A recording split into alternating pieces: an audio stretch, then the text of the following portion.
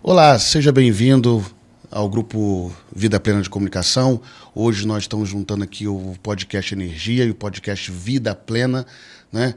Edição especial Eleições 2024. Né? Eu sou Carlos Silva, estamos aqui na produção de Larissa Abraão e direto do estúdio da Adorarte Music Brasil, no Rio de Janeiro.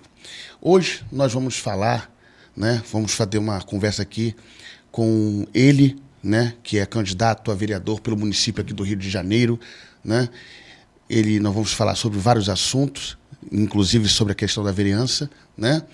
Hoje nós vamos falar com Rafael Satter, né? Ou Satter? Satter. Rafael Satter. Tudo bem? Tudo bem, Carlos. Prazer estar aqui com você nesse estúdio maravilhoso. Obrigado pela oportunidade. Eu que sou da área da comunicação, né? Gosto muito da comunicação, gosto de falar, é verdade. Me sinto muito honrado em você ter aberto esse espaço para a gente falar de um assunto tão pertinente, tão importante para a nossa sociedade, que são as eleições municipais, né? Onde a população, no próximo dia 6 de outubro, vai escolher os seus representantes nas casas legislativas e no executivo, na esfera do executivo, em todo o Brasil, né? São mais de 5 mil municípios. Rio de Janeiro é diferente disso. Nós somos a segunda maior capital do Brasil, o segundo maior produto interno bruto, Rio de Janeiro, e é uma responsabilidade muito grande para a população colocar os seus representantes na Câmara Municipal. Bora para cima, vamos falar de tudo um pouco hoje aqui. Vamos sim.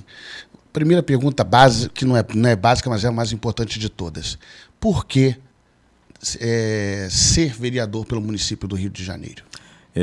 Cara, as pessoas, inclusive, quando olham para a função de um vereador, do ponto de vista da hierarquia política, ela imagina que o vereador é o que menos tem autoridade, né? É o menor desse âmbito.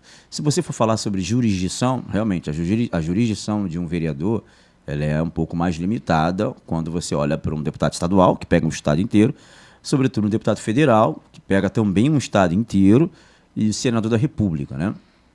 Mas isso é muito mais do que isso. Eu decidi vir como vereador em razão do tempo e das estações. Eu já estou nessa questão política, né, de análise, de fazer vídeo, de produção de conteúdo, de manifestação, e de denunciar pessoas, né, denunciar instituições do Ministério Público nesse trabalho investigativo há quase 10 anos, na verdade. E já há quase 6 anos as pessoas vêm me indagando: você seria um excelente político, por que não lança uma candidatura? Sendo que eu predeterminei, Marcos, 3 coisas. Marcos ou Carlos? Carlos. Carlos, falei Carlos primeiro. Carlos, eu predeterminei alguns requisitos para eu lançar a candidatura. Primeiro era o tamanho pessoal, segundo era um grupo político e terceiro, recurso financeiro, porque não dá para você lançar uma candidatura sem esses 3 elementos, esses 3 fatores. E, evidentemente, aprove ao tempo, ao destino, sobretudo a Deus, que eu tivesse esses 3 fatores, esses pré-requisitos reunidos na campanha municipal. Por essa razão, estou lançando uma candidatura ao cargo de vereança, ao cargo de vereador no Rio de Janeiro. Mas isso não desqualifica, nem diminui o trabalho, porque o vereador ele é uma figura muito importante. O legislador municipal, né, que tem como principal prerrogativa fiscalizar o executivo, a saber, a Prefeitura do Rio de Janeiro, ele tem uma importância absurda na defesa dos valores cristãos, na defesa da família, na defesa da propriedade privada, na defesa do livre mercado, da livre iniciativa privada e na defesa do povo como um todo, né? As pessoas olham o vereador, infelizmente perde muito a noção sobre as suas principais prerrogativas, porque os vereadores, em geral, e os vereadores do Rio de Janeiro não estão isentos desse exemplo que eu vou dar, eles se retroalimentam da máquina da prefeitura para permanecerem no poder. É um ciclo vicioso. Abrem mão das suas prerrogativas, abrem mão das suas principais funções e missões para ficar bajulando, fazendo uma espécie de vassalagem ao prefeito, para que o prefeito atenda às suas solicitações, a saber, o asfalto, a poda da árvore, o poste, não é verdade? Então, hoje o vereador, no Rio de Janeiro, não é diferente disso, ele é mais um auxiliar da prefeitura do que um fiscal da prefeitura. Então, eu decidi ser vereador porque esse pensamento, essa mentalidade arcaica, vassala, precisa mudar. A gente precisa resgatar a principal prerrogativa do vereador, que é a fiscalização. Veja, hoje você tem a prefeitura contratando, por exemplo, um serviço de recapeamento para uma estrada, para uma pista, para uma via arterial de qualquer bairro desse aí, uma principal da vida. E aí o que você faz? Aí a prefeitura vai contratar lá, vai abrir um processo licitatório, as empresas vão concorrer, a prefeitura vai pegar a melhor empresa. Eu nem vou entrar no processo licitatório nesse momento aqui, porque o problema já começa ali. Né? Tem seus preferidos, tem seus amigos do rei, tem uma série de questões. Mas vamos supor que uma empresa idônea ganha lá essa licitação. E aí, na licitação, no contrato, está dizendo o seguinte, tem que colocar um asfalto de 10 centímetros. Tá? Tem que ser um asfalto forte, um asfalto bom. Está lá no contrato, sendo que a prefeitura já tem conchavo com aquela empresa.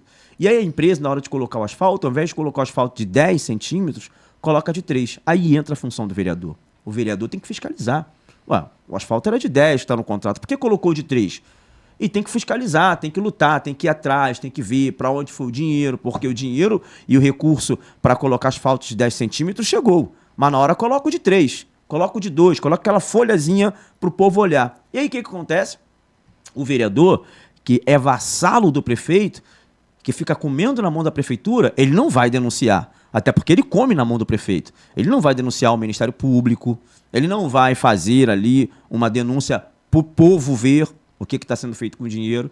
E aí o que acontece? É colocado, né, um asfalto de 3 centímetros. O que acontece com esse asfalto miserável de 3 centímetros daqui a um ano, por exemplo? Ele vai ceder.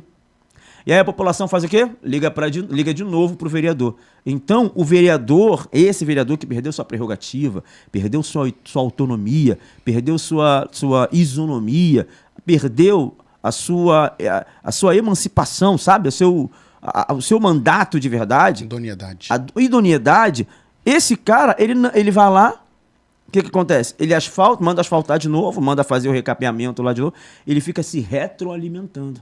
Ele não denuncia a prefeitura. Por que ele não denuncia? Porque ele come na mão. É por isso que você tem muitas vezes as pessoas perguntando assim, você é vereador e representa qual bairro? Cara, não existe vereador representante de bairro, meu irmão. Vereador pelo município vereador inteiro. Do município inteiro, é de Sepetiba a Paquetá, pô. O Paquetá, Sepetiba, é de todas as zonas. Zona Sul, Zona Oeste, Centro, Zona Norte. Né? O povo insulano da Ilha do Governador, entendeu? Então, hoje, se perdeu essa característica. Os vereadores perderam essa autonomia. 90% da Câmara Municipal do Rio de Janeiro come na mão do prefeito Eduardo Paes. O prefeito Eduardo Paes, a Câmara Municipal aprovou 5 empréstimos para o prefeito Eduardo Paes. Você sabe o que é 5 empréstimos, irmão? O banco hoje, se você faz um empréstimo e não consegue pagar, você nunca mais tem crédito. Mas o Eduardo Paes não.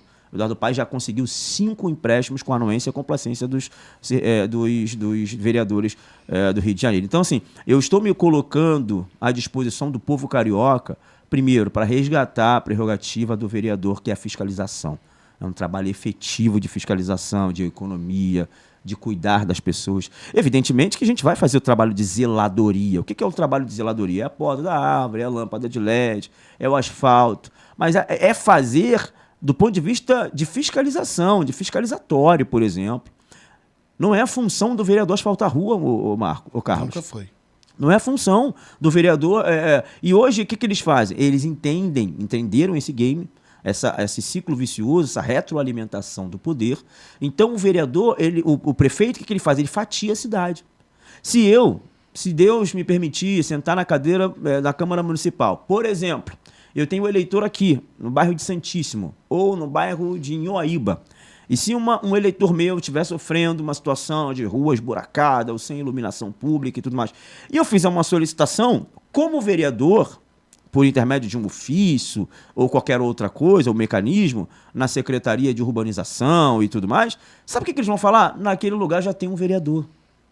Eu não posso levar a benfeitoria para um bairro que eu não sou. Por quê? Porque lá já tem um vereador e a prefeitura tem que respeitar o vereador. Quem tem que ser respeitado é o povo, pô, que está precisando.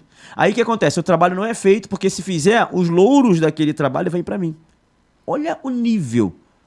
Olha o nível. É uma obrigação da prefeitura executar. Por isso que se chama poder executivo. É quem executa, é quem faz. E o poder legislativo é quem legisla, é quem critica, é quem fiscaliza. Então, muita coisa...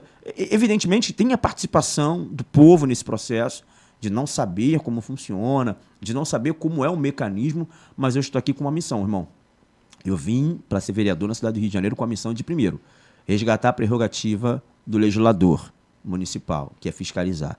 E segundo, elucidar a população carioca de tantos enganos que esse conluio entre prefeitura e Câmara Municipal fez com que a nossa cidade chegasse ao fundo do poço. Rio de Janeiro está no fundo do poço.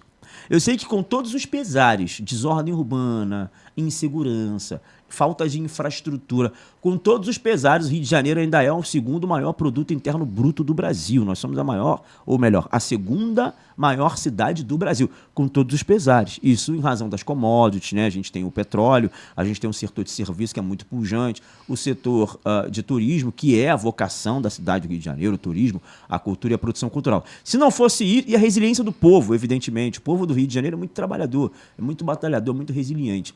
Então, assim, com todos os pesares, somos a segunda cidade. Se tivéssemos uma Câmara Municipal que olhasse para a necessidade do povo, e se tivéssemos um poder executivo, uma prefeitura, que de fato fizesse as coisas por anseio da população, não por uma retroalimentação de poder, nós estaríamos muito mais além, Carlos.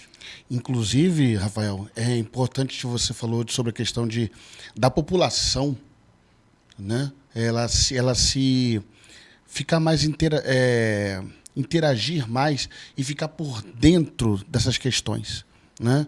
É um assunto que nós íamos tocar nele, sobre a questão do que a gente fala assim, não é errado, não é equivocado, não está errado, está tudo dentro da licitação e tudo mais, mas a população antigamente não percebia, hoje percebe que, tipo, a questão do asfalto, né? É feito na época é sempre feito no ano de eleição. Uhum. A população percebe isso, mas alguns se calam porque fica assim: ah, mas foi época de eleição, eu sei que foi na época de eleição, mas fez. Uhum. Mas sabe por quê? Porque aqui na minha rua nunca teve esse asfalto. E quando tinha, era um precário. Eu sei que fulano de tal, eu sei que o prefeito tal fez no ano de eleição, mas fez. Aí a população, literalmente, alguns, né? Não é como antigamente, não é mais como antigamente, se acomoda. E quando você fala que é muito importante isso aqui, gente, né? Vereador não é responsável por fazer, colocar asfalto em rua, avenida, não é a função do vereador.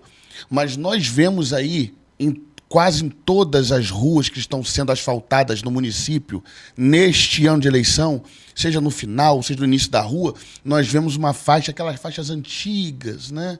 Fulano de tal, fulano de tal não, os moradores agradecem ao fulano de tal por ter colocado o asfalto, ridículo, não sei o quê. E tem lugares que a faixa é colocada dizendo que os moradores agradecem fulano de tal, que nem vereador mas está tentando ser. Então, agradece como? Isso aí. Isso aí é a retroalimentação de poder, Carlos. O povo nem é o povo que está agradecendo, porque quem mandou fazer foi o canalha do vereador. Que colocou a faixa. E o canalha do aspirante a vereador que mandou comprar a faixa, produzir a faixa com dinheiro do próprio povo, tá?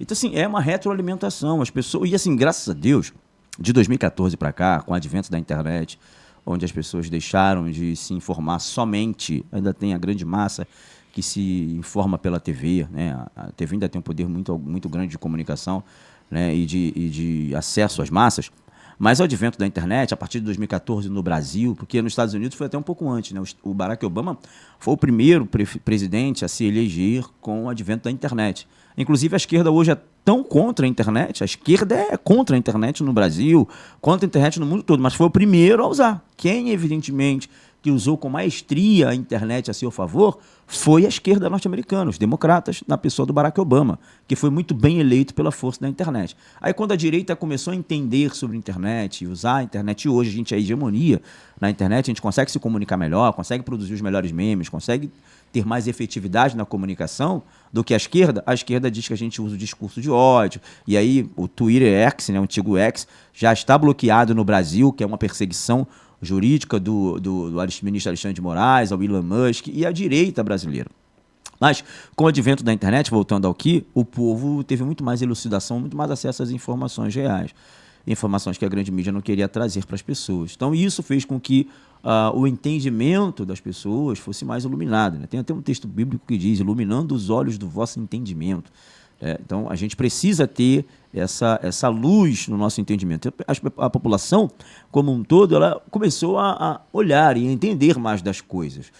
O presidente Bolsonaro, o impeachment da Dilma, Não é verdade? A eleição do Bolsonaro em 2018, a participação do povo, a criação dos grupos de WhatsApp, foi uma coisa muito assim pulverizada, onde as pessoas conseguiram ter autonomia para votar e escolher os seus representantes. Infelizmente, na Câmara Municipal, nas eleições municipais, essa pulverização ela não é tão forte, porque a eleição municipal ela não é tão polarizada como, por exemplo, a eleição presidencial.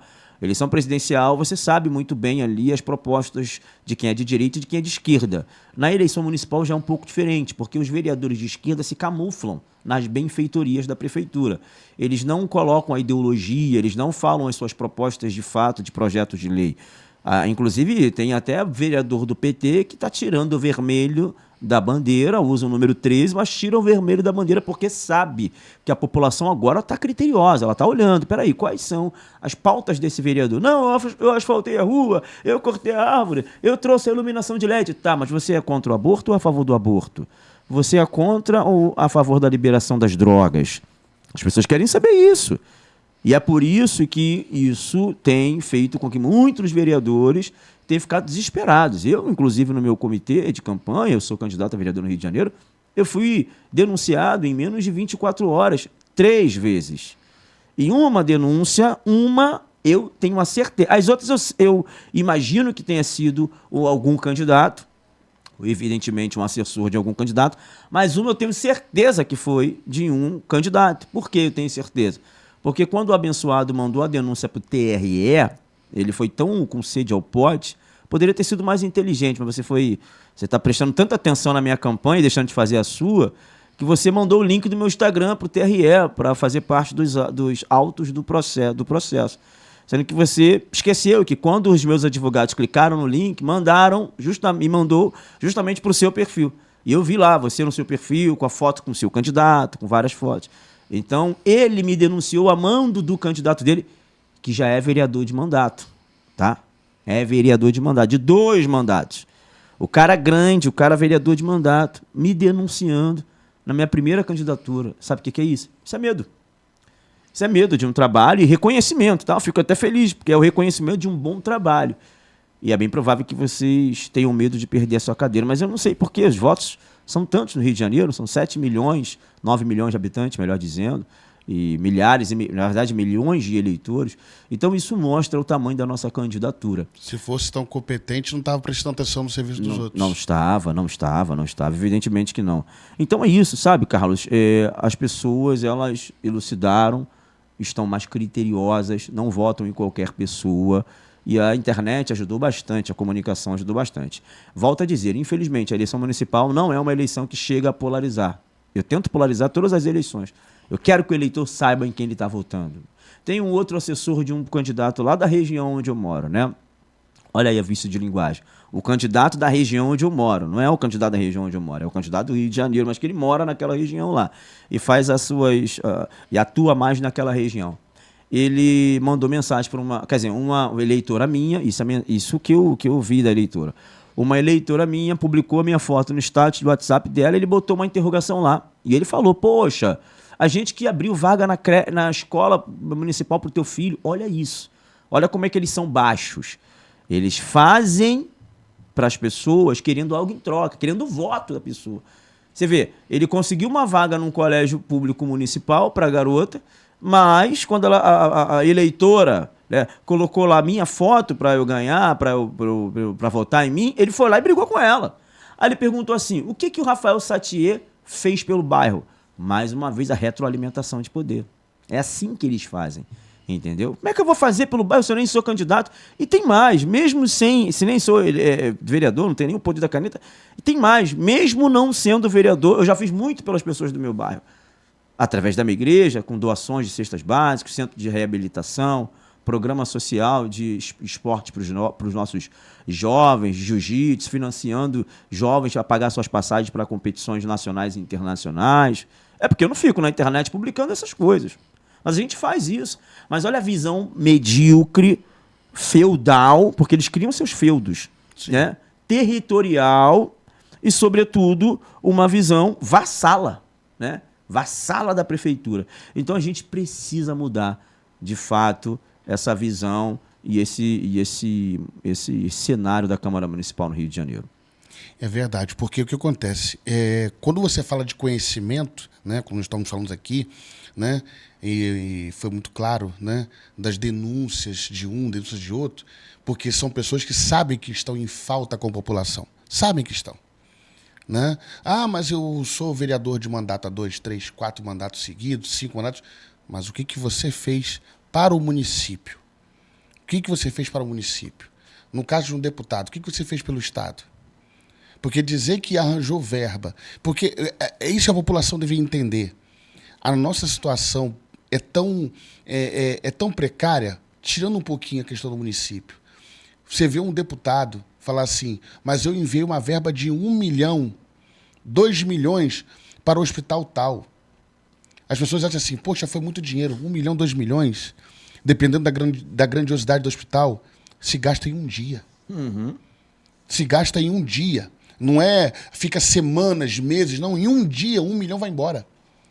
Tem multa lá, multa não é o caso, mas tem assim, coisas lá que o hospital foi condenado, fala assim, vai ter que fazer uma cirurgia, quanto custa? 450 mil. Vai sair daquele dinheiro. Então, as pessoas pensam assim, botam uma coisa de grandeza onde não existe. Quando a gente fala da população em si, que ela agora está começando a ficar mais por dentro da situação, por quê? Porque ela não está caindo mais na lábia do bonitinho. Ele não está caindo mais na lábia do galã de TV, que não sabe nem o que está falando.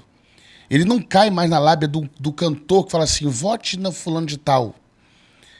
A população não cai mais nessa, sabe por quê? Porque na hora que aquele fulano de tal é eleito e ele some dentro de vereadores, o outro lá, o cantor, o artista, é o primeiro também a falar assim, eu não tenho nada a ver com isso.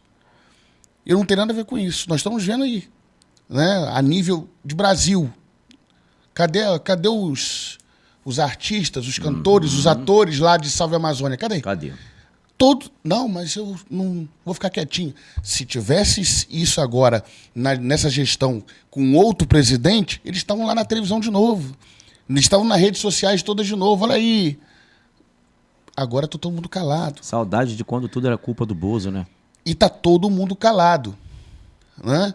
Porque é aquela história, amigo, que é a frase que eu mais detono, mas que existe por aí. Amigo meu não tem defeito. E inimigo meu, se não tiver, eu coloco um defeito. Então, eu tenho que me calar porque o meu amigo está fazendo uma coisa errada, mas eu me calo. Né? Nós estamos vendo aqui, especificamente no município do Rio de Janeiro, vereadores, como você mesmo falou, territoriais, incitando uma população a não procurá-los. Por que mas como assim, Carlos? Como assim tem políticos incitando não procurá-los? Simples, como você mesmo disse.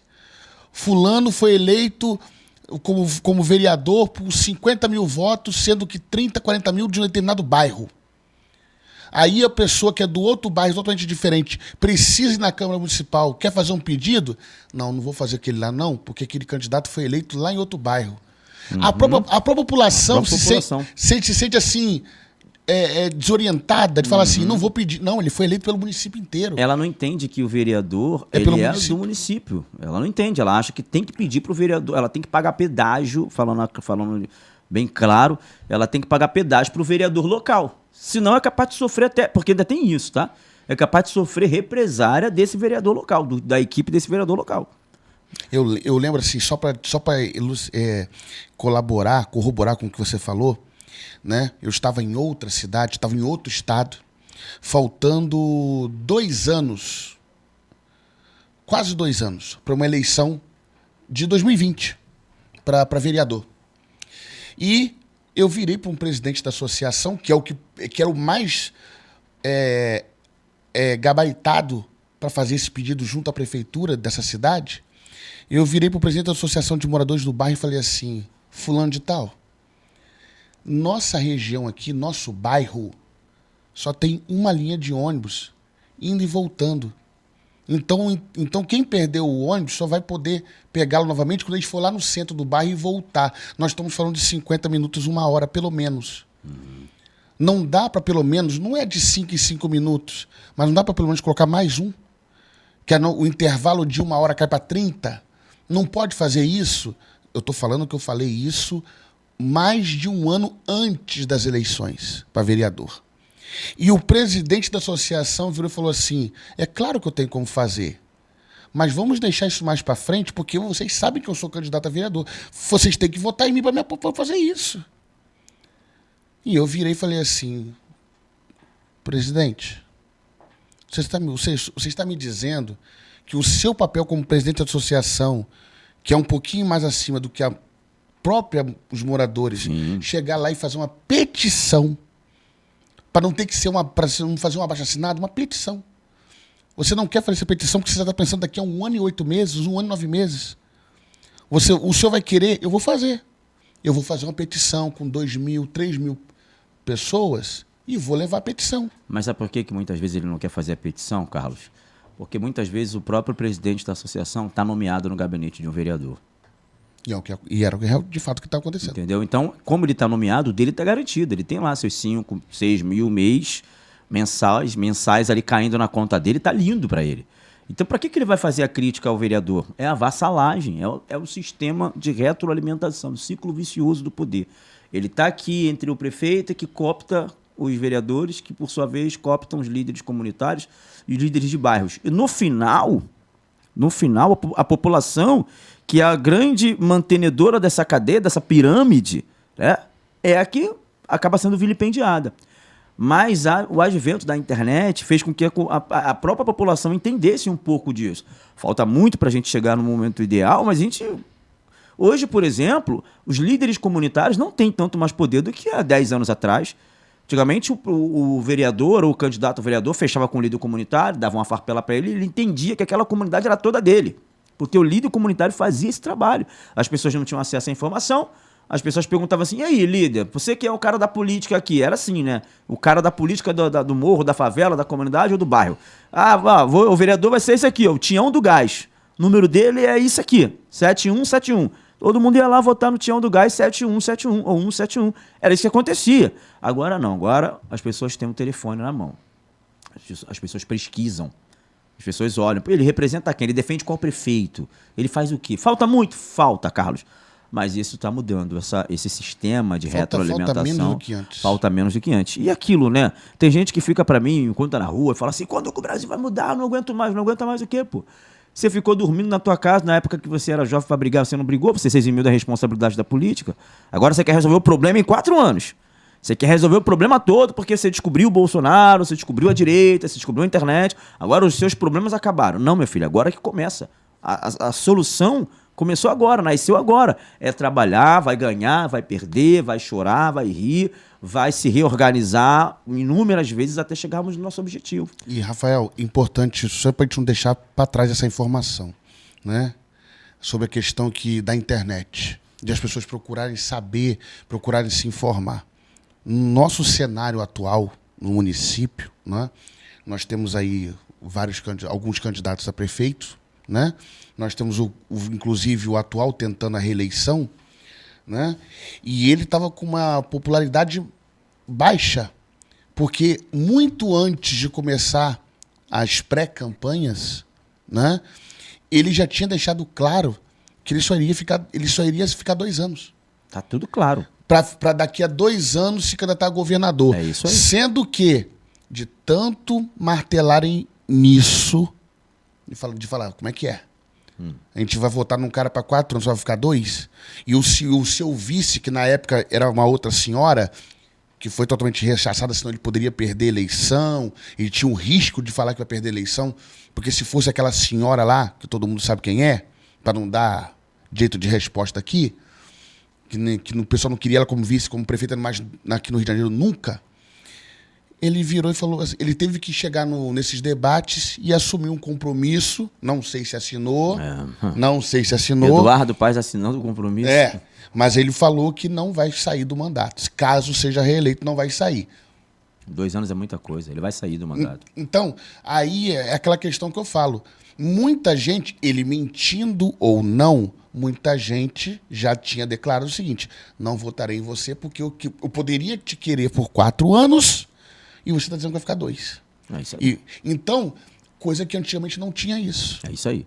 Você vai casar com uma pessoa que diz que até a morte nos separe, sabendo que daqui a 2 anos ela vai se envolver com outro rabo de saia. Você vai contratar um pedreiro, um engenheiro para sua obra, fazer a reforma da tua casa, para daqui a 2 semanas ele estar numa outra empreitada. As coisas não podem ser assim. Tem que ter início, meio e fim. Se começou um projeto, tem que terminar.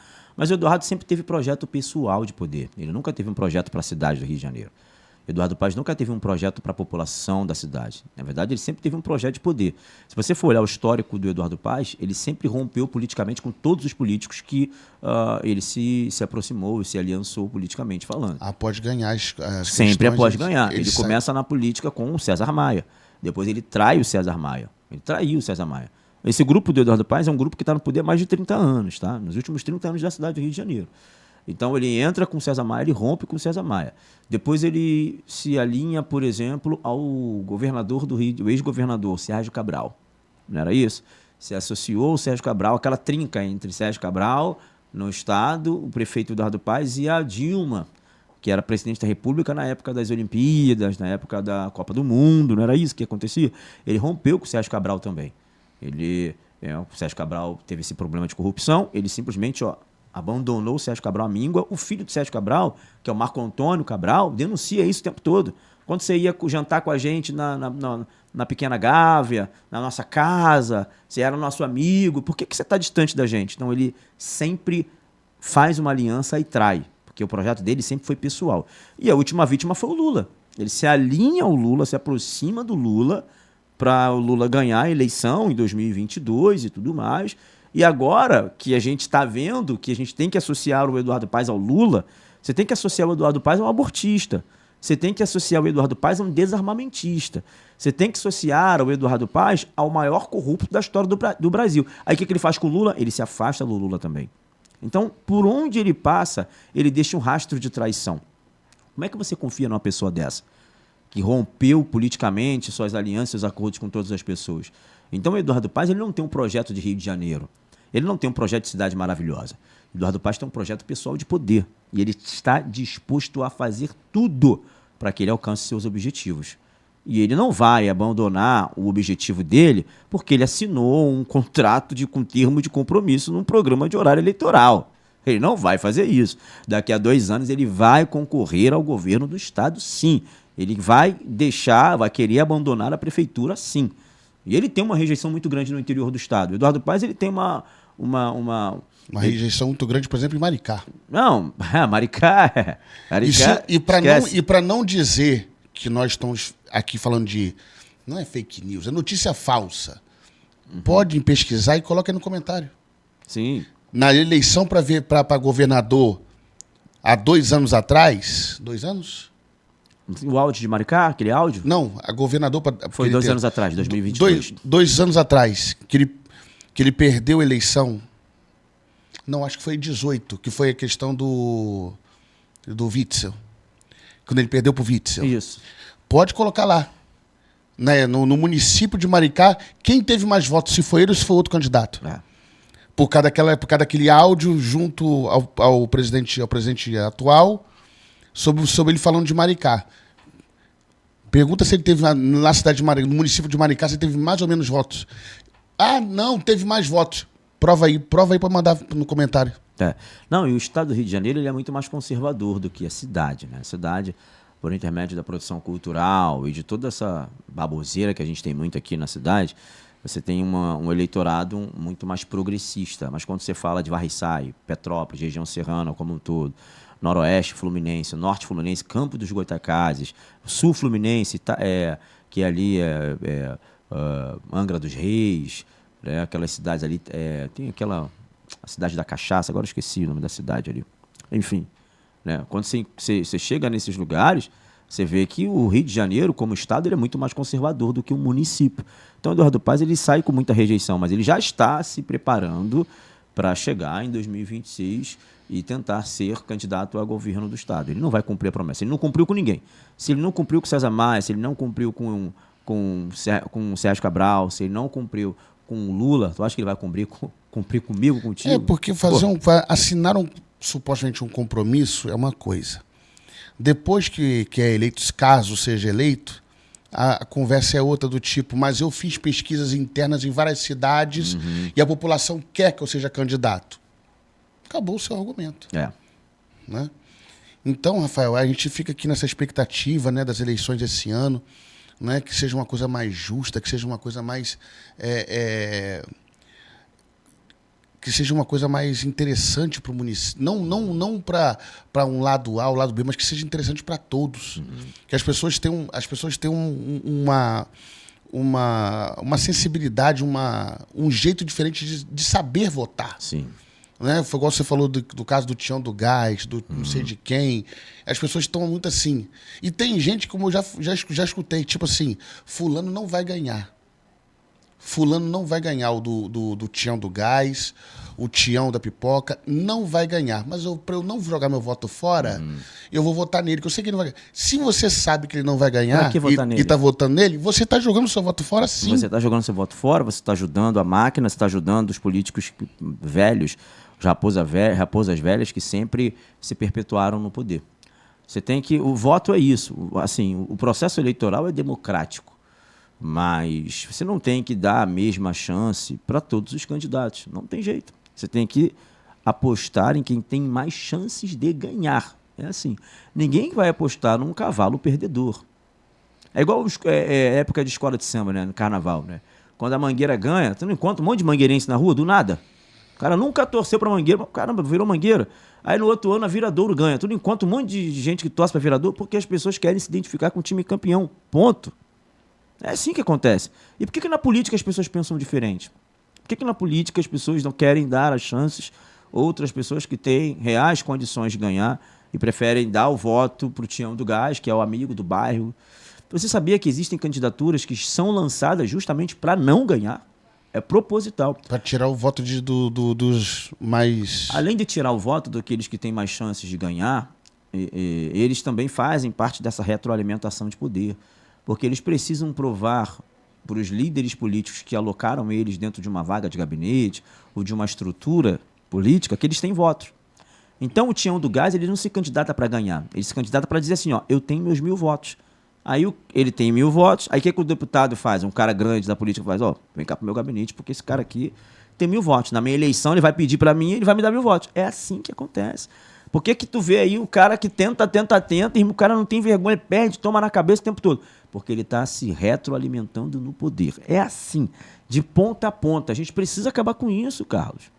A gente precisa acabar com isso. A população precisa se levantar e falar, pô, chega. Porque essas pessoas permanecem no poder às custas do voto dessas pessoas. E é interessante assim, interessante no sentido... aliás, não é interessante, é lamentável. Né? Quando a gente fala de projeto, eu sempre falo que é o PPP, é o projeto particular de poder. A pessoa quer aquilo ali para ela não quer para uma população. Né? Eu conheço um bairro, por exemplo, aqui no município do Rio de Janeiro, que na mesma rua, tem 3 candidatos. Eles moram na mesma rua, pertencem a partidos que são alinhados e com a mesma situação. Nós queremos mudar o bairro tal. Por que não se juntam os 3?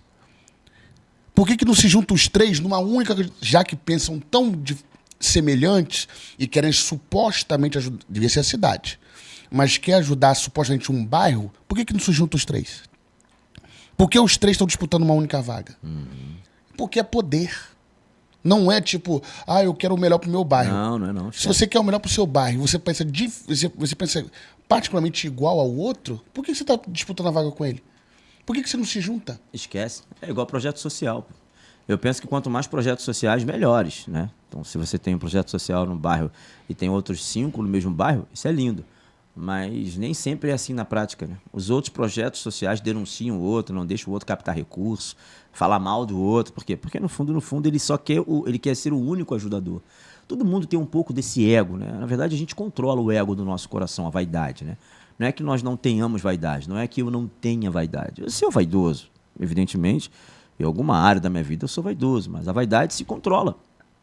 Quando você quer ajudar as pessoas, todo mundo quer ajudar as pessoas, mas uns ajudam simplesmente porque querem ajudar, porque querem cumprir o mandamento de Cristo e tal. Outros não, outros ajudam para ter algo em troca. E eu digo para você, cara, não pode ser demagogo. Quando você ajuda alguém, mesmo não esperando nada em troca, evidentemente que você tem um retorno daquilo. As pessoas têm um senso de gratidão, as pessoas têm um senso de humanidade, onde fala assim, pô, aquele cara me ajudou numa situação adversa, numa situação de vulnerabilidade financeira, física, emocional, espiritual. A pessoa ajudou. Por que muitas vezes a pessoa respeita o pedido do líder comunitário? O líder comunitário não impõe nada para ninguém. Mas por que aceita o pedido? Porque muitas vezes o líder comunitário, por intermédio de uma ação política, ajuda os moradores da comunidade. Então é natural que essa troca aconteça, mas desde que seja saudável, sadia, não por imposição e por retroalimentação de poder. Então hoje você tem vereadores que não conseguem levar determinadas solicitações a determinados bairros, porque naquele bairro já tem um vereador. Independente da população estar precisando ou não, só vai acontecer se for por intermédio daquele vereador. Você que é de fora de onde? Do município? Não, de fora do bairro, você não pode fazer. Isso é lamentável. Por isso que a gente tem esses feudos e a gente precisa derrubar com essas máfias, acabar com essas máfias eleitoreiras, essas máfias do voto, a máfia da vereança, a máfia dos feudos e desses currais eleitorais que a gente tem no município do Rio de Janeiro. E como é que nós acabamos com isso? Com um trabalho sério de fiscalização. E renovando a população. Renovando a Câmara. População, aqui. Isso, renovando. Fulano, começando pelo básico. Fulano está dizendo que botou a faixa, dizendo que botou o asfalto. Não foi ele. Porque, primeiro, se ele é pré-candidato, ou se ele é candidato, não é vereador, já não teria esse poder. O vereador já não teria esse poder. E o que o vereador pede a um determinado prefeito, para que uma petição, né? A população, ela também pode fazer essa petição. O que o vereador, neste quesito, ele é? Ele é o representante daquela petição. Ao invés de que eu e mais 2.000, 5.000 pessoas façam um abaixo-assinado, eu posso virar para o vereador, não sendo 5.000, não sendo 6.000 pessoas, sendo uma meia dúzia, e falando assim, vereador, a população inteira aqui, sem o abaixo-assinado, precisa disso aqui. O vereador ele pode chegar ao prefeito e falar, precisa, se vai fazer é outra história. Uhum. Mas dá-se a saber para o prefeito. Claro. Então ele é o quê? Representante. O que nós estamos vendo hoje no futebol? O que deveria ser sempre assim. O jogador que não é mais o capitão da equipe não pode mais falar com o juiz. Uhum. Só quem é o capitão. Por quê? Porque ele é o representante do time. O vereador, ele é representante do time. Uhum. Para poder ir lá falar com o juiz. Não deu certo. Quem vai julgar o juiz é o capitão do time? Não, vai ser outras instâncias. Uhum. A nível do governo estadual, federal. Mas, a princípio, nós temos que ir até o prefeito e tem que ter um representante. Quem são esses representantes? Os agentes fiscalizadores, que são os prefeitos, que são os vereadores. Então, nós elegemos para isso. Nós elegemos os vereadores para isso. Mas eles querem, como você mesmo disse, essa barganha o tempo todo, que eles sabem que estão errados em alguma coisa. Eles sabem. Mas a gente fica com isso que você falou. Se eu começar a criticar muito uma pessoa, ou determinado candidato a prefeito, ou o prefeito atual, não sei o quê, se ele ganhar ou coisa do tipo, eu vou perder minha boquinha. Eu estou dentro de um gabinete com um vereador lá, não sei o quê. Eu sei, dentro das minhas condições, aí nós estamos falando já de outros aspectos já cristãos, né? Uhum. Eu sei que o meu vereador que trabalha comigo está fazendo a coisa errada, mas eu vou ficar quieto, porque senão eu perco a minha boquinha. Você está sendo comprado. Você está sendo comprado. Quando você se cala, Martin Luther King dizia o quê? O que me incomoda é o barulho dos maus, é o silêncio dos bons. Pronto. É isso. Né? Então, Rafael, pergunta foi feita. Por que querer ser vereador pelo município? Você falou as suas expectativas. Você disse, explicou o que é mais ou menos as demandas do nosso município, o que está por trás dessas questões. Eu queria que você acrescentasse, Rafael, nessa questão do município, né? A resposta é meio óbvia, mas nós estamos sendo bem representados? Não, evidentemente que não.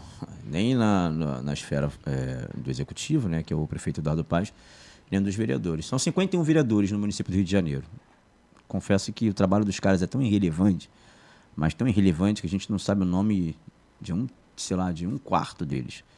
De um décimo. Sei lá, se pedir o nome de 5, 6 vereadores, talvez a gente não vai saber. 10% da Câmara Municipal. Tamanha é a irrelevância da grande maioria dos vereadores que estão sentados lá.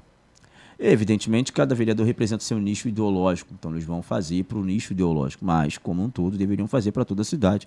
A gente deveria conhecer e saber dos nossos representantes. Isso não acontece.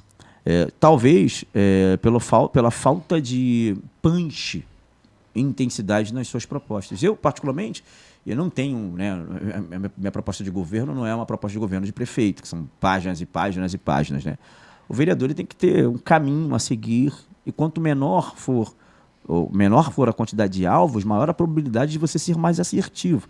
Não adianta eu dizer que eu vou resolver a cidade. Eu não vou resolver a cidade. Eu não vou resolver a cidade. Quem espera de mim que eu vá resolver o problema do Rio de Janeiro, desculpa, eu não sou essa pessoa.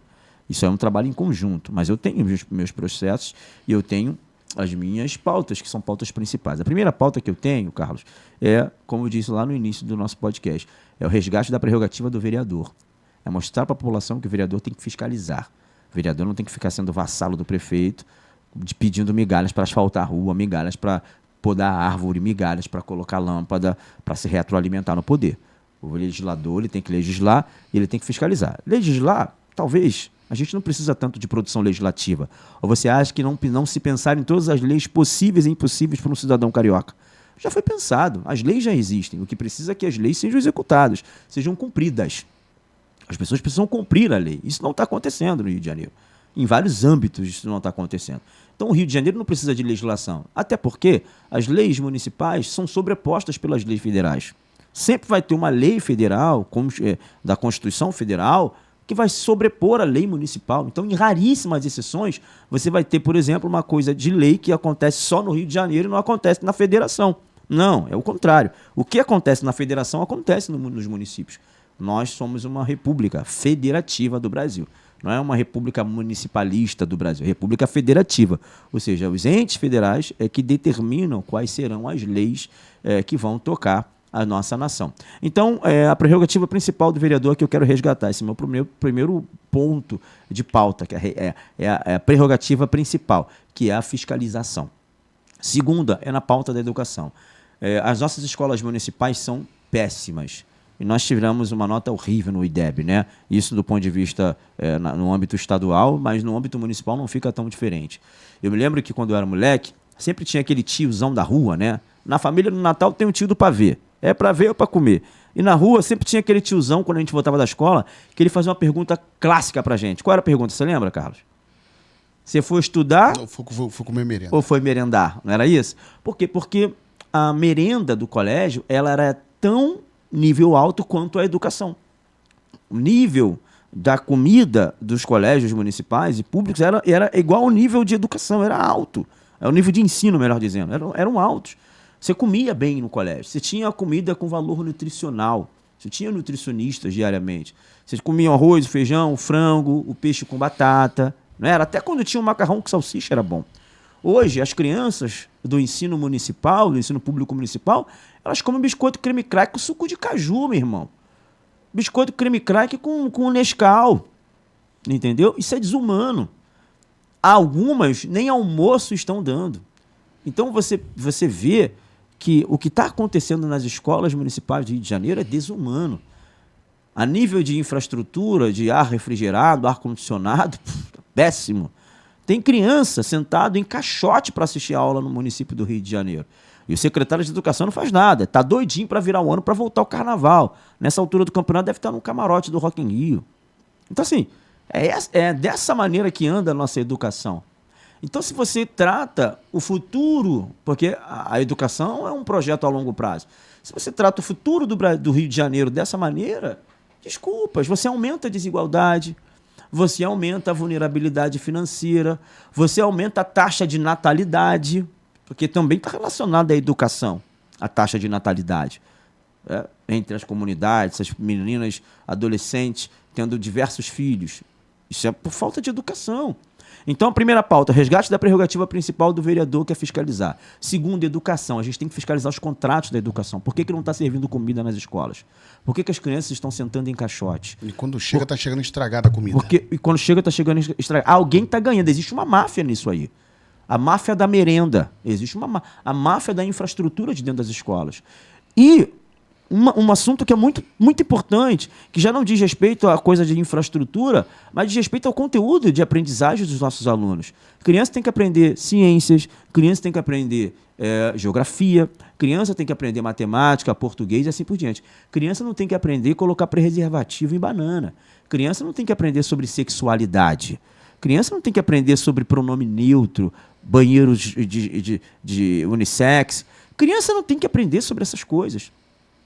Eu vou lutar, e aí eu sou um cara muito pacífico, mas eu não sou passivo, irmão. Eu vou lutar com todas as forças nesse sentido. Se o povo do Rio de Janeiro me confiar e me der a oportunidade de sentar na Câmara Municipal, eu vou voar, eu vou de voadora no quatro peito de quem quer ferir a inocência das nossas crianças. Pode caçar meu mandato, eu posso perder meu mandato na primeira semana. Pode me jogar no Conselho de Ética, eu não quero nem saber. Contra a inocência das nossas crianças, eu vou com quatro patas no peito. Eu não quero saber. Pode ser professor, pode ser diretor, pode ser concursado, pode ser o que for, meu irmão. Deixem as nossas crianças em paz. Escuta o que eu estou falando. Podem depois achar assim, ele é um cara agressivo, bolsonarista, que não sei o quê. Ele é... Pode inventar, pode me rotular, pode fazer o que for. Mas eu não vou permitir que professor da rede pública municipal de educação fique passando para as nossas crianças ideologia de gênero. Não vai. Enquanto eu for vereador da cidade do Rio de Janeiro, não vai. Não vai me impedir de entrar, eu vou fiscalizar, vou fazer o que tem que ser feito para manter a inocência das nossas crianças. E por último, na pauta da educação, não menos importante, eu quero inserir na grade curricular da educação básica a aula de educação financeira. Os problemas que nós temos como adultos hoje de dinheiro, muitas vezes nos advêm por uma falta de experiência e de entendimento de lidar com as finanças, de lidar com o dinheiro. E tem muita gente que olha para a favela e fala assim, favela é lugar de gente pobre e circula pouco dinheiro. De jeito nenhum. Circula muito dinheiro. O que muitas vezes acontece ali é uma falta de gestão dos seus próprios recursos. É gente que ganha um valor e quer gastar o dobro do valor que ganha. Não sabe comprar com cartão de crédito. Não sabe se organizar a curto, médio e longo prazo. As nossas crianças precisam aprender a lidar com recursos. As nossas crianças precisam aprender a lidar com dinheiro. Eu não sei vocês, mas eu também fui um daqueles cooptados por aqueles profissionais da Renner e da C&A num calçadão de algum bairro da vida e decidiu fazer um cartão de uma loja dessa da vida, comprou, pagou a primeira e depois não pagou. Principalmente aquelas promoções, né? Compre agora em dezembro que só pague em março. Irmão, março chegou, tu não sabe nem se está vivo. Sabe nem o que comeu no dia anterior, tu não vai pagar, pô. Ou seja, nós precisamos saber lidar com crédito, saber lidar com dinheiro, saber lidar com recursos, saber lidar com finanças. A favela, por exemplo, da Rocinha, o mototáxi movimenta mais de R$1 milhão, pô. Dinheiro a gente tem, pô. A gente sabe movimentar dinheiro. E eu não estou falando de dinheiro ilícito de dentro das comunidades, que você já sabe o que eu estou falando, de tráfico de drogas, essas questões. Eu não estou falando disso. Eu estou falando de dinheiro digno, de trabalhadores, de empreendedores, da barraca, do barbeiro.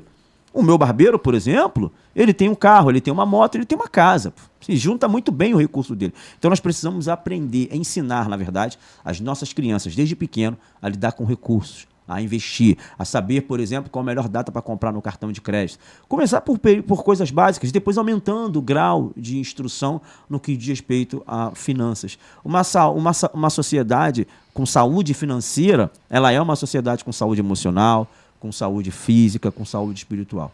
Muitos problemas nas nossas vidas nos advêm da falta de recursos financeiros. Eu não estou dizendo que o dinheiro ele é o que vai resolver todas as coisas, não é isso. Mas o dinheiro bem aplicado, sabendo usar, ele realmente faz com que a gente tenha muito mais qualidade de vida. E por último, e não menos importante, você vê, eu só falei de 3 pautas. É a pauta da prerrogativa principal do vereador, a pauta da educação. Na educação vamos falar de infraestrutura, ideologia de gênero e a questão da aula de educação financeira em sala de aula. E a pauta mais importante, a última pauta e não menos importante, é a pauta econômica. Eu sou um entusiasta da economia. Leio Hofbauer, leio Ludwig von Mises, e eu entendo que a iniciativa privada, a livre iniciativa privada, o mercado, o livre mercado, ele é fundamental para a ascensão do pobre na sociedade. Eu estou lançando um livro chamado Capitalismo e a Favela. Nesse livro, Capitalismo e a Favela, eu falo que o pobre, por exemplo, o pobre favelado, ele é muito mais capitalista do que socialista, que a esquerda defende. Sim. A esquerda defende que o favelado, preto, é socialista. Não, não é, meu irmão. Favelado, ele quer iniciativa, ele torce pela iniciativa privada e pela propriedade privada. Você já se perguntou por que o MTST nunca invadiu um barraco na favela?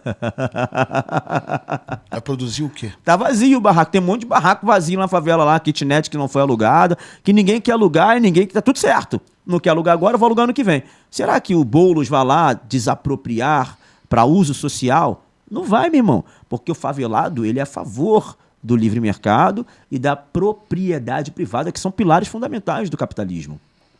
São pilares fundamentais do capitalismo. Por exemplo, o favelado, ele tem celular? Tem. Tem casa própria? Em alguns casos até mais de um. Mais de um, e de última geração. Favelado tem Wi-Fi dentro de casa? Tem. Tem TV a cabo? Lógico. Smart TV? Melhorou ainda. Ar-condicionado? Tudo isso. Alguns vai trabalhar e deixam o ar-condicionado até ligado, não é? Chega em casa, a casa está geladinha. Tudo que o favelado tem é fruto do capitalismo, Carlos. Tudo que o favelado tem é fruto do capitalismo.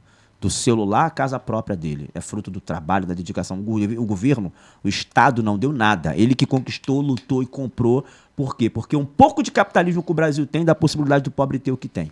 Inclusive, o presidente atual desse país, em uma das dezenas e dezenas e dezenas, vamos falar aqui, né, de gafes que ele comete falando, e não é falando a nível público para todos, dentro do nicho, eu falei nicho dele, ele numa dessas palestras lá de só entre eles, ele falou: nós temos que fazer alguma coisa, porque o povo que ganha até 4, 5 mil reais, que passou, que no nosso governo, que ganhava 1.200, 1.300, agora ganha 5 mil, não quer mais votar na gente. Por quê? Porque ganhava 1.000 e pouco. Agora, fora do governo, está ganhando 5. Se emancipou, meu irmão. Se emancipou, falou assim: não está querendo votar na gente e não está votando na gente. Por quê? Porque viu a qualidade de vida. Exatamente. É isso aí. Então eles estão sabendo da realidade. Quando eu falo de capitalismo, Carlos, é exatamente isso. Quando o povo botar o dinheiro, tendo a educação financeira nas escolas, sabendo aplicar o seu recurso. Eu duvido que a fila do CRAS vai permanecer cheia daqui a 20 anos. Duvido que as pessoas vão ficar querendo Bolsa Família, Bolsa o gás, Bolsa crack, Bolsa isso, Bolsa aquilo. Eu duvido. E aí eu te pergunto, eu te falei de tudo que o favelado tem é fruto do capitalismo. E agora eu falo para você o oposto. Tudo que o favelado não tem é culpa do Estado, Carlos. Agora eu te pergunto, favelado tem saúde de qualidade? Não. Favelado tem educação de qualidade? Muito mal saneamento básico. E aí, essa seria a minha última pergunta. O favelado tem segurança? O favelado não tem nem saneamento básico. Eu fui na favela do Borel há 2 dias atrás. Em determinados lugares, tu sente aquele cheiro de fossa, né? Aquele cheiro do saneamento, que não tem saneamento básico. Aquele barulho de rato passando. Ou seja, a gente não tem nem saneamento básico. E é culpa do Estado. Deixa a iniciativa privada fazer, irmão. Dá para empresários competentes fazer. Abrir uma linha de diálogo entre a comunidade e a iniciativa privada. A mão de obra qualificada que tem na comunidade. Tem muita gente boa que faz o trabalho, que vai fazer a coisa acontecer. Enquanto ficar na mão do Estado para esses projetinhos mequetrefe de urbanização, esses projetinhos de favela-bairro, projetos eleitoreiros que têm prazo de validade, deixa a iniciativa privada fazer, faz um PPP, que agora o PPP não é o teu PPP que tu falou, você falou um PPP aí diferente, né? Esqueci o que você usou. Projeto particular de poder. Projeto particular de poder, eu vou anotar isso aí. Eu tenho um PPP oficial, que é parceria público-privada, onde você tem o público e o privado fazendo uma parceria para ajudar a população. Reduz o ISS de produtos supérfluos no Rio de Janeiro. Está aumentando. Incentiva o empreendedor. Por que não pensarmos numa bolsa de estudos para alunos superdotados? alunos que tiram boas notas, para que a prefeitura, recursos da prefeitura, venha para esse aluno a bolsa de R$ 2.000 para ele estudar num PH da vida. Uma bolsa de 4.000 para ele estudar, por exemplo, no Eleva, uma das melhores escolas do Rio de Janeiro, num colégio adventista. Não é verdade? Porque tira aquele cara daquele colégio ali, porque ele tem uma capacidade maior, coloca ele num colégio melhor para que esse efeito e essa mão de obra intelectual seja usada para a cidade daqui a 20 anos, daqui a 15, 20 anos. Vai ser um engenheiro, vai ser um médico, vai ser um advogado, vai ser um gestor público, por que não um político? A gente está perdendo nossa mão de obra para a gringa, meu irmão. Os Estados Unidos estão pegando aqui as nossas cabeças pensantes. A China está pegando nossas cabeças pensantes porque a gente não tem um pingo de projeto de gestão a longo prazo com os nossos alunos e com a população carioca. Então, esses são parte dos meus projetos principais. Se Deus quiser e permitir que a gente sente na cadeira, a gente vai tentar aplicá-los para que se torne uma realidade para o carioca. Rafael, para finalizar aqui nossa conversa, né, numa entrevista, para finalizar nossa conversa, é importante ressaltar o que você fala desde o início, né, sobre a questão de fiscalizador, né, de fiscalizar, né? As prerrogativas de um vereador, muitas vezes, né, tem muita gente aí enganada, né? Tem muita gente aí que está enganada em relação a candidatos não, a pessoas que já foram vereadores nesse município, e de tantos fiscalizarem, né? Você batendo porta de hospital, enfrentando algumas autoridades, fiscalizando mesmo. Ah, mas e agora? Está preso. E agora está não sei o quê. Não foi preso por causa disso, não. Foi preso porque de tanto bater, vasculharam a vida dele. E na hora que deu literalmente um mole, eles não deixaram passar. Eu falo, o que fizeram com... Pois não. Pode falar. O que fizeram com o Gabriel Monteiro foi uma covardia, pô. Eu tenho muitas críticas ao trabalho do Gabriel Monteiro e à maneira na qual ele fazia a fiscalização. Você tem que entender que muitas vezes um professor ou um médico acaba sendo vítima também de um sistema. Às vezes é isso. Não é uma exceção, é uma regra. Quer dizer, não é uma regra, é uma exceção. Então você tem muitos médicos ali que estão realmente dormindo. Eu trabalho com um amigo que é o meu líder político, é o deputado Alain Lopes. Eles foram fazer uma fiscalização em Campos de Goytacazes, junto com o Felipe Poubel e o Rodrigo Amorim, numa UPA, numa clínica da família, não sei exatamente onde foi, era um aparelho de saúde. E ali, o médico, o que acontece? Eles já sabiam, porque eles investigaram antes. O médico, ele tinha uma matrícula naquele hospital, alguém assinava por ele, mas ele residia na Bahia, pô.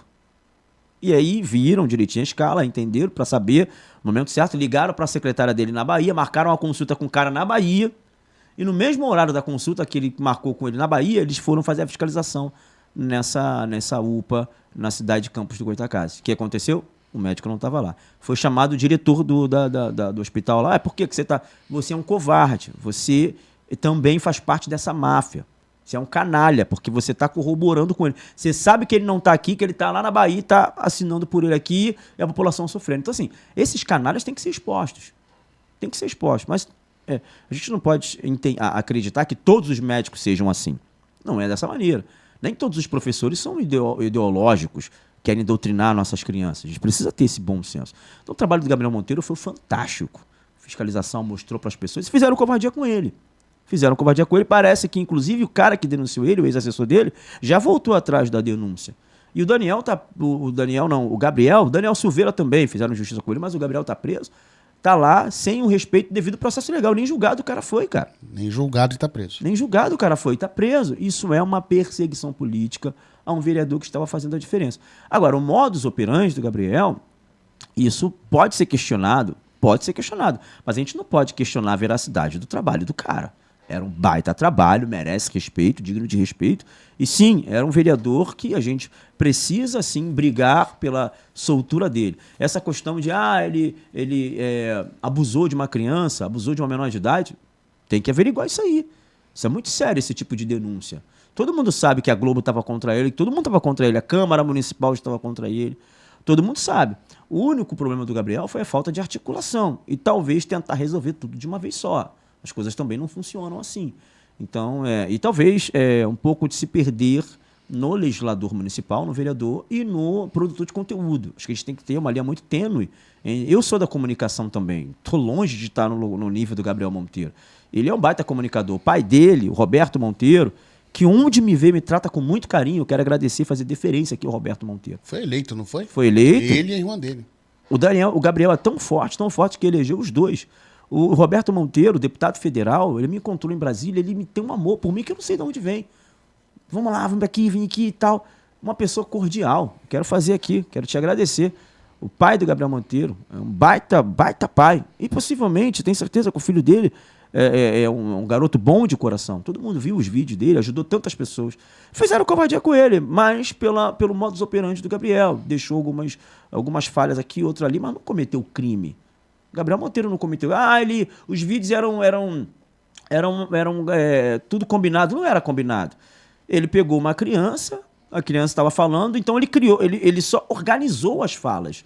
Entendeu? Olha, aí você fala isso, você organiza.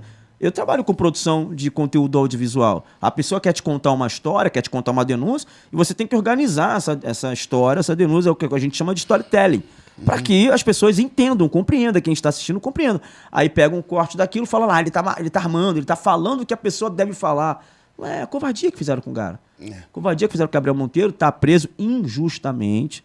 E eu torço aí para que o quanto antes ele esteja aí solto, esteja trabalhando de volta e ajudando as pessoas. Rafael, importante, né?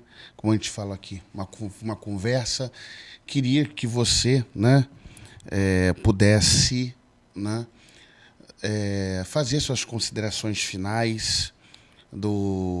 Você já se apresentou no início, não custa nada fazer isso agora no claro. Final.